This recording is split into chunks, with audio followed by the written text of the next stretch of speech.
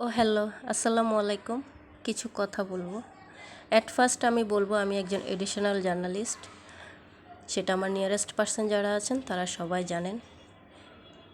And secondly আমি যেটা বলতে চাই সেটা হচ্ছে ফেসবুকের পোস্ট নিয়ে।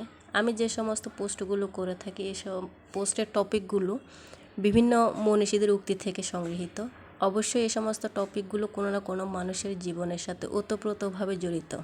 যেটা আমার ভালো লাগে সেটাই আমি করি, আর এটা আমার পার্সোনাল চয়েস। ইদানিং দেখা যায় আমার পোস্টে অনেক অনারেবল পারসন কমেন্ট করে, যেটা আমাকে হিউমিলেট করে। আমি অ্যালাউ করতে পারি না, কিন্তু উনি যথেষ্ট অনারেবল এবং ম্যাচিওর পারসন।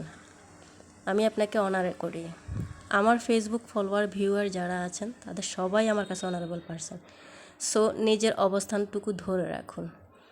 আমার পোস্ট যদি আপনার ভালো না লাগে আপনি ইগনোর করতে পারেন, আপনি কমেন্ট না করতে পারেন, বাট আপনি কেন অন্য একজন মানুষকে আত্মসম্মানে আঘাত দিয়ে কথা বলবেন? এটা তো রাইট না।